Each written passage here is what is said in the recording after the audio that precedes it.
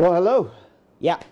Good morning to you. Good morning to you, Daddy Roro. Nice Charlie. tie. I really like it. Yeah, thank you. I loved your message this morning. Oh, thanks very much. You know. Yeah, it's true, right? Can't fill teacups from an empty kettle. Yeah. Yeah. Well, today we're going to attempt to fill the teacups of the nation from our very full kettles, because indeed we've got a very full show coming your way. Well, definitely. Today. We'll try our bit. We'll try our own. We try to contribute to Mother Ghana. That's as much as we can do. We'll keep saying what we have to say and doing what we have to do, hoping that the change that we all seek will come to pass. You know, yesterday a friend of mine, Kujo, good morning to you. It's called Kujo Menu, he's in the UK. Right. And we're talking about how they have some of the fastest tubes, etc., for public transport. And I said, well, that can only be a dream I have on YouTube. You know, I don't know. Yeah, well, let's see if we can't slowly but surely convert YouTube dreams into a slowly but surely, and then hopefully into actual tube transport here in Ghana. One day. Let's hope. Yeah. But speaking of our very full kettle this morning, of course, the inquiry, the probe into what happened with these banks has begun in camera in Parliament. But already the drama has started to spill out of the probe and into the public domain as Isaac Adongo stormed out of the hearings yesterday, claiming that, the documentation that had been provided was insufficient. Dr. Ernest Addison was the one on the hot seat yesterday. But of course, we are going to talk about the aftermath of that. We'll be hosting two members of the committee. Richard Achampong is Member of Parliament, I believe, for Bia East. He'll be here with Daniel Ochim Abuaje, who's a Member of Parliament for Bantama. And today we're going to try and understand what on earth this committee is even trying to unearth in the first place. What's the point of it? And what are we hearing that possibly this might end up being a public hearing by Parliament later down the line? Two hearings? Well, what's the game here? We'll learn more later today.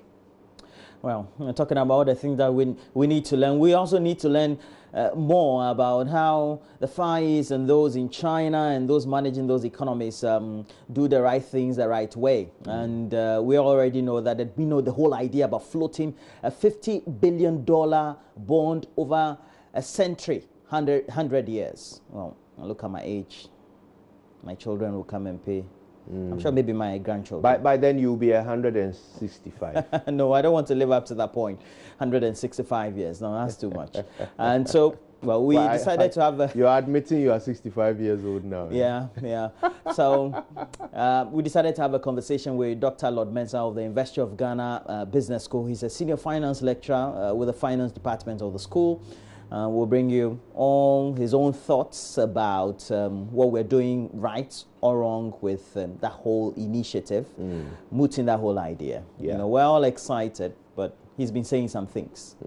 Interestingly, I mean, the president has been talking about how we as Ghanaians would like to emulate the Chinese model of development. I wonder whether the Chinese ever did a century bond. It's something we ought to look into. Maybe they did. Maybe that's how they did it. Well, first, we have to make sure that we become a communist country. Two, we have to advise the National Population Council to advise us to be giving birth more. We need to get to 1 billion, because 30 million will not get us anywhere. Well, actually, China's development started when they began to limit their numbers. I know. They've been doing that since 60s or 70s. So. Yes, and that's when they started to leap forward in terms of development. So, well, maybe there's something in it, right? But the president certainly is very praising of the Chinese way of doing things. Let's see what we can learn from that. Well, definitely. We know there's a new school year. Not only a new school year for those in senior high schools, but a new system of teaching and learning. It's called the double track system of the senior high school. Already, the computer has decided to do the placement of the candidates who finished the last BEC Not everybody has been placed. At least we have majority, 400,000 placed, 60,000 though. They still have to go onto the dashboard or the console and get to find some schools that don't have placement and place themselves. We also have some others who have day schools instead of having boarding houses. So we'll all take that conversation as we look at our agenda for today. And then later we will bow out with thanks to Awake Purified Water when we bring you some showbiz news. Can't wait. I hear there are some very exciting stories there. So stay with us for the duration. We'll bring that to you as we wrap up the show.